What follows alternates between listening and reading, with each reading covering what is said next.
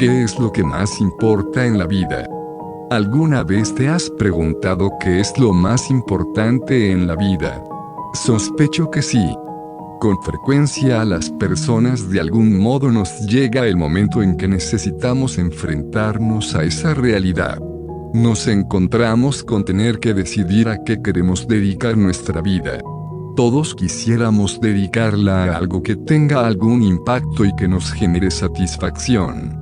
Dedicar nuestro tiempo, atención y energía a aquello que realmente vale la pena. Aquello que realmente importa. Quisiera compartir contigo una historia registrada sobre Jesús en la Biblia, la cual nos presenta una interesante perspectiva acerca de lo que es más importante en la vida. ¿Y qué tal si la historia te sorprende y presenta algo más importante que el dinero, la libertad, la salud, la familia, los amigos o el crecimiento personal? Aquí está. Cuando Jesús estaba por emprender su camino a Jerusalén, un hombre joven y rico se le acercó corriendo, se postró delante de él y le preguntó: «Maestro bueno, ¿qué debo hacer para heredar la vida eterna?» «¿Por qué me llamas bueno?», preguntó Jesús.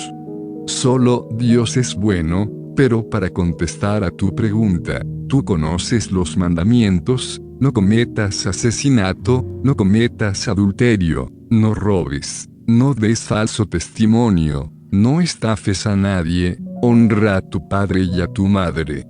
«Maestro», respondió el hombre, «he obedecido todos esos mandamientos desde que era joven». Jesús miró al hombre y sintió profundo amor por él. «Hay una cosa que todavía no has hecho», le dijo. «Anda y vende todas tus posesiones y entrega el dinero a los pobres, y tendrás tesoro en el cielo. Después ven y sígueme».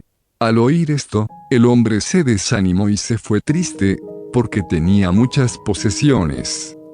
Marcos 10 y 17-22. Esta es la historia de un hombre joven el cual tenía una vida anhelada por los demás. Tenía una excelente posición económica y social. Era reconocido por todos a su alrededor como un ejemplo, un caso de éxito. Pero le pasaba algo. En su interior él sabía lo que los demás no podían ver. Que a pesar de sus logros nada de eso le daba verdadera paz. Aquel joven, como todos nosotros, tenía en su mente paradigmas que formaban su manera de ver el mundo. Pero en su circunstancia actual sus paradigmas lo confundían. Se suponía que para él todo tenía que estar bien. Había hecho todo lo que él y las demás personas pensaban que debía hacerse para tener lo más importante en la vida. Pero tras todos sus esfuerzos él había entendido que aquello que anhelaba no lo había podido ganar. ¿Por qué? ¿Qué le faltaba? ¿Qué más tenía que hacer? Era su pregunta. Muchos hemos experimentado esa misma circunstancia. Podemos ver que todo a nuestro alrededor está bien, pero dentro de nosotros sabemos que nos falta algo importante. A diferencia de algunos de nosotros, aquel joven había identificado aquello que tanto sin saberlo buscamos y no podemos hallar.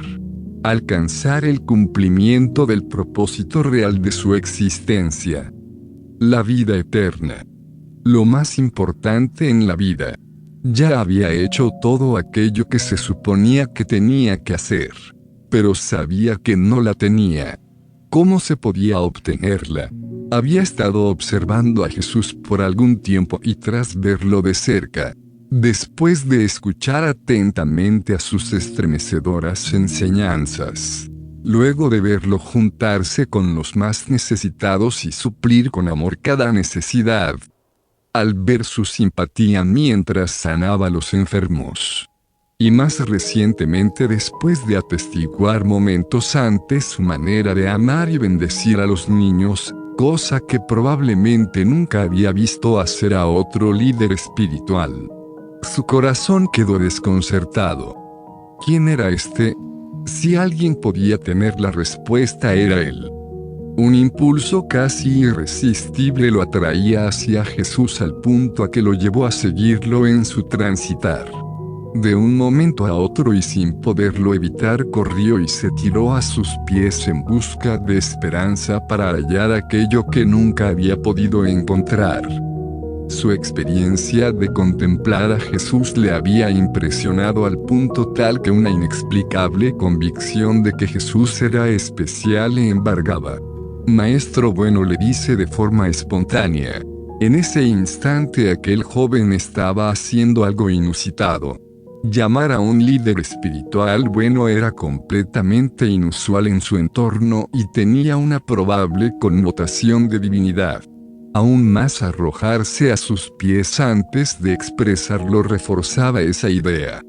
Sorprendido por esta afirmación, Jesús lo confronta para que comprendiera lo que sin darse cuenta acababa de expresar. Solo Dios es bueno, le dice, dándole la oportunidad de ver en su interior la certeza que ahora tenía y que pudiera aceptarla completamente. Pero los paradigmas de aquel joven, aquello que no se atrevía a cuestionar por temor a los demás, se interponían en el camino. Su dilema psicosocial era tal que tras comprenderlo Jesús sintió compasión de él, y al ver la sinceridad de su búsqueda lo amó. Lo amó de esa manera especial y única, que aquellos que experimentamos y podemos atestiguar. Lo amó, lo entendió y lo aceptó de esa manera única en que nadie nunca más nos podrá amar, entender y aceptar. Aquel joven ya había dado un paso gigante al atreverse a postrarse delante de Jesús. Al aceptar su divinidad tras llamarlo bueno. Al permitirse que sus compañeros, quienes odiaban a Jesús, lo vieran buscar respuestas en él. ¿Estaría dispuesto a aceptar quién Jesús era en verdad? Porque si lo hacía, ni sus prejuicios, ni la opinión de los demás iba a importar. ¿Cuántos también como aquel joven, tras contemplar a Jesús, hemos experimentado esa misma situación de certeza acerca de que en Él podemos encontrar las respuestas para nuestras más profundas preguntas? La respuesta a aquello que es más importante en la vida. Aún así no podemos quedarnos simplemente maravillados. Debemos dar el paso hacia aceptarlo completamente en nuestra vida. Los paradigmas de aquel joven le decían que para cumplir el propósito de su existencia, la vida eterna, debía ajustar su comportamiento de manera exacta a lo que consideraba que Dios esperaba de él. Le decían que la riqueza era una recompensa de Dios por la buena condición espiritual y que la pobreza era un castigo suyo por la mala condición. En su corazón se sentía complacido de su desempeño y que Dios se complacía enteramente en él. Inconscientemente, pensaba que una reacción exterior era suficiente. Jesús, tras comprender la debilidad de su razonamiento, le invita a una renovación interior. Lo invita a que no confíe en sus acciones externas ni en sus riquezas, sino que ame a Dios de corazón y que ame a los demás más que sus posesiones materiales. Al decirle sígueme, le está ofreciendo lo que tanto anhelaba: la vida eterna. Lo más importante en la vida. El regalo de una reconciliación plena con Dios a través de Jesús.